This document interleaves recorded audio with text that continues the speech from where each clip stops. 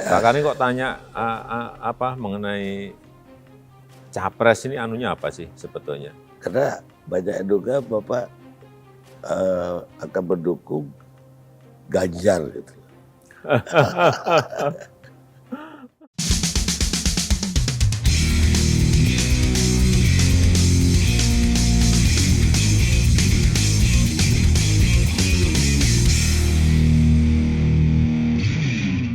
Saya ketawa lihat potongan video waktu Karni Ilyas mewawancarai Presiden Jokowi di istana. Bukan ketawa karena pertanyaannya Bang Karni, tapi karena jawaban Pak Jokowi yang begitu lugas, mungkin bagian dari ungkapan kekesalannya selama ini. Seperti biasa ya, para pewawancara selalu membawa konsep banyak orang bertanya sebagai pengantar untuk pertanyaan pribadinya. Dan karena Bang Karni sering mendapat masukan dari banyak kelompok yang tidak suka pada Jokowi, para barisan sakit hati sejak 2014 sampai sekarang, maka tergeraklah beliau untuk bertanya apa yang selama ini tersimpan di benaknya. Pertanyaan itu seperti, kenapa di zaman pemerintahan Jokowi ini seperti tidak ada kebebasan berbicara? Banyak orang yang ditangkap karena mengkritik presiden. Sebenarnya pertanyaan Bang Karni ini aja sudah aneh. Kalau Bang Karni lihat di banyak media sosial, banyak akun-akun yang memaki-maki Presiden Jokowi bahkan dengan bahasa binatang.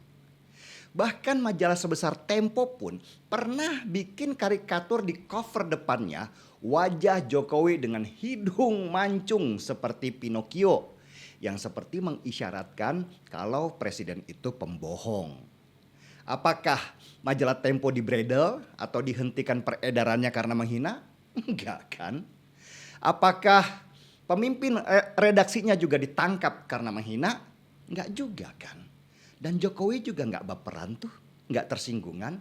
Coba itu terjadi di zaman Soeharto berkuasa, udah habis itu Tempo dan pemimpin redaksinya.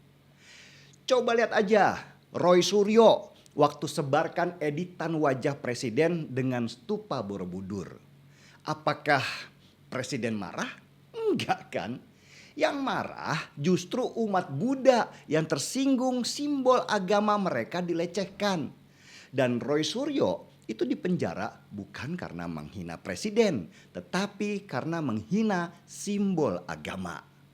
Nah, apakah itu semua bukan bagian dari kebebasan berbicara? Itu kan kebebasan berbicara. Meskipun saya rasa kebebasan berbicara di negara kita ini sudah terlalu liberal. Saking bebasnya, banyak dari kita lupa adat ketimuran yang terbentuk sejak lama dari budaya sopan santun dan adab. Mencaci maki, membuat meme yang menghina, memfitnah presiden seakan-akan sekarang sudah jadi bagian dari budaya dengan bungkus, lah kami kan cuman kritik. Mereka bahkan gak bisa bedakan mana kritikan dan mana hinaan. Seakan-akan menghina dan kritik itu sama saja. Jadi aneh aja sih buat Jokowi. Seolah-olah pertanyaan seperti itu tuh gak bisa dijawab sendiri. Seharusnya lah ada pertanyaan yang lebih berbobot seperti nasib Indonesia ke depan, masalah hutang apakah bisa dibayar, dan banyak lagi. Terus ada lagi pertanyaan, kenapa kok relawan Jokowi terus-menerus bicara 3 periode? Pertanyaan itu dilemparkan oleh Bang Karni Ilyas dengan seolah-olah penuh kecurigaan seperti ada dorongan Jokowi untuk mau 3 periode. Jokowi tentu muak lah dengan pertanyaan itu lagi. Dia bahkan sudah 3 kali menjawab bahwa dia tidak mau 3 periode. Tapi masih ada aja yang gak puas dengan jawaban itu dan terus menerus bertanya seperti orang yang telinganya tertutup sama baja. Seperti pernah saya sampaikan dulu, Jokowi itu gak akan mau jadi presiden lagi. Karena dia itu modelnya butuh tantangan yang lebih besar. Kalau nasional sudah di tangan, untuk apa terus ada di sana? Mending berpikir bagaimana bisa go internasional. Seperti jadi sekjen PBB misalnya.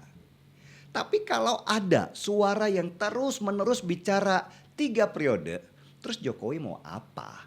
Mau nampar orangnya dan bilang, tutup mulutmu, gitu? Ya enggak dong, itu kan hak orang untuk bicara sebagai bagian dari kebebasan bicara.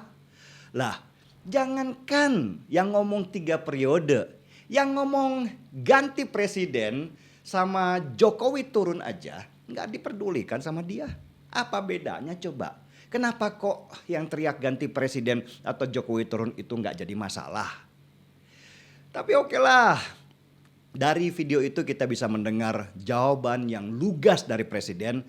Meski saya yakin dia juga kesal dengan pertanyaan yang itu aja, kayak nggak ada yang lain dan berbobot. Pertanyaan seperti itu membuat orang tidak maju-maju seperti jalan di tempat. Bu ya, kalau satu waktu Bang Karni Ilyas mau bertanya lagi, bertanyalah Bang yang berbobot. Jangan pertanyaan oposisi yang gak bermutu kayak gitu ditanyakan. Benar juga kata seorang tokoh politik. Jokowi itu beruntung karena oposisi gak pintar. Kalau mereka pintar, sejak lama Jokowi jatuh dari kekuasaan. Seruput dulu kopinya.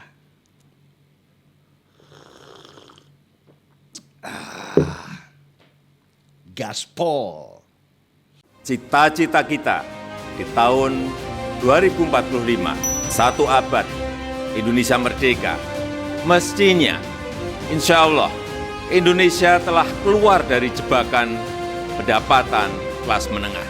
Indonesia telah menjadi negara maju dengan pendapatan 320 juta rupiah per kapita per tahun, dengan kemiskinan mendekati 0%.